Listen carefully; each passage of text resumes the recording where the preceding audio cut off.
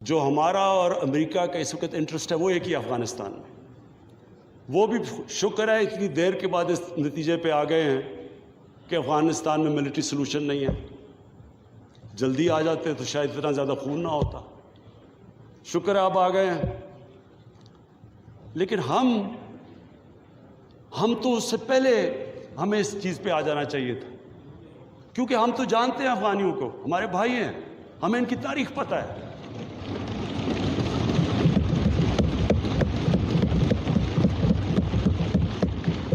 کبھی افغانستان نے باہر سے انٹرفیئرنس ایکسیپٹ نہیں کی، چاہے وہ انگریزوں کا دیکھ لیتے 19 سینچری میں، چاہے روسیوں کا دیکھ لیں، سوویٹس کا، اور چاہے یہ جو اتنی لمبی ساری امریکہ کی تاریخ میں سب سے بڑی جنگ کے بعد وہ بھی اس نتیجے پہ پہنچ گئے کہ کوئی ملٹری سلوشن نہیں تھا.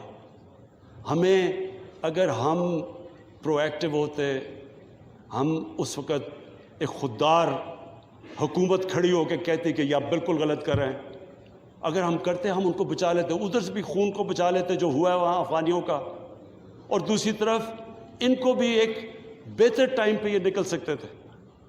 اب ہوا کیا ہے کہ انہوں نے جب فیصلہ کیا کہ جی کوئی ملٹری سلوشن نہیں ہے، ایگزٹ ڈیٹ دے دی کہ ہم جا رہے ہیں. اب جب وہ جا رہے ہیں تو پاکستان کو کہہ رہے ہیں کہ جی کسی طرح آپ ان کو ٹیبل پہ لے آؤ. ہمارے پاس کیا لیوریج ہے ان کو ٹیبل پہ نہ سوائے کہ ان کے کوئی خاندان یہاں بسے ہوئے ہیں؟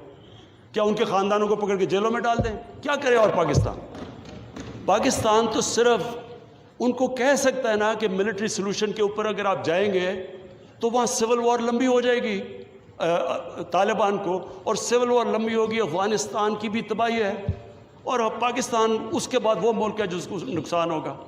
لیکن اس کے بعد جب وہ ڈیٹ دے چکے ہیں، اس سے زیادہ ہم لیوریج کیا کریں؟ اور مجھے بڑا افسوس ہوتا ہے.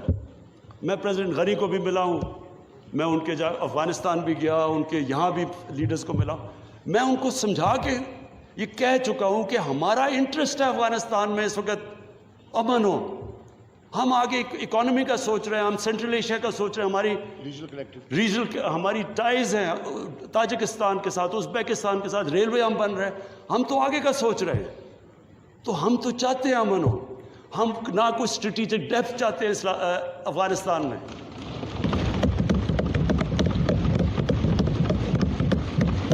ہم نہ کوئی فیوریٹس چاہتے ہیں، نہ ہم کوئی پارٹیز کو چوز کرنا چاہتے ہیں. جو افغانستان کے لوگ چاہتے ہیں ہم ان کے ساتھ ہیں.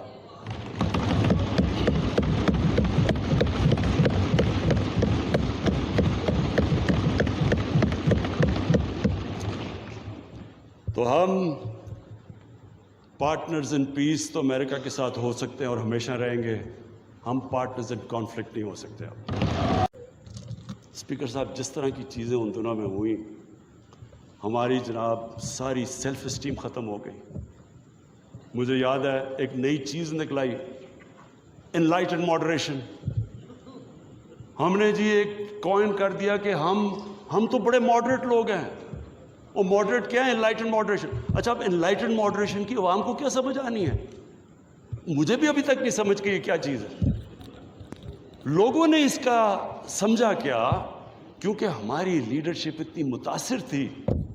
لوگوں نے کیا کہا جی ساروں نے سوٹ پہن لیا اور انگریزی بولنی شروع کر دی. ٹی وی پروگرام پہ جاتے تھے، جو بھی جاتا تھا پہلے بیٹھ کے انگریزی بولتا تھا کہ میں انلائٹن ماڈریٹ ہوں، پھر اردو شروع کرتا تھا. یعنی ایک ملک کی عزت نفس ہی ختم کر کے رکھتے کہ ہمیں اپنے آپ سے شرم آنے شروع ہو گئی کہ جی ہم پتہ نہیں دہشت گرد ہیں. اور اسپیکر صاحب، ہمیں یہ سمجھ لینا چاہیے کہ جب، پھر سے میں ریپیٹ کرتا ہوں، جو قوم اپنی عزت نہیں کرتی دنیا اس کی عزت نہیں کرتی. جب اسامہ بن لادن کے خلاف آپریشن کیا ایبٹ آباد میں اسپیکر صاحب اوورسیز پاکستانیوں کو جانتا ہوں.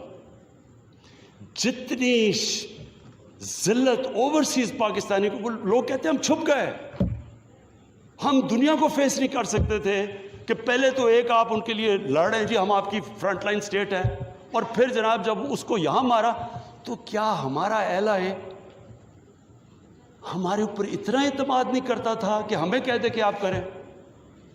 تو کیا وہ ہمارے دوست تھے یا دشمن تھے؟ ساری عوام کنفیوز پھر رہی ہے. ڈرون اٹیکس کر رہے ہیں جب پاکستانی حکومت مذمت کرتی ہے. एडमिरल मलन ओपन हेयरिंग के अंदर कार्ल लेवन को कहता कि हम पाकिस्तान हुकूमत की इजाज़त से कर रहे हैं, वो आगे से क्या कहता? अब ये शेम की तो ये बात है, वो आगे से कहता है कि क्यों पाकिस्तानी हुकूमत सच नहीं बोलती अपने लोगों से, क्यों दोगली है? और ये ओपन, स्पीकर साहब, ये ओपन कैबिनेट सेनेट की हेयरिंग पे जो पब्लिक के अंदर होती है उसमें ये हो रहा है। हमने अपने आप को जलील किया, हमें दुनिया ने नहीं जलील किया, हमने जलील किया अपने आप। हम हमारे चैनल को सब्सक्राइब करिए और नई वीडियोस एंड अपडेट्स के लिए हमारे साथ ही रहिए।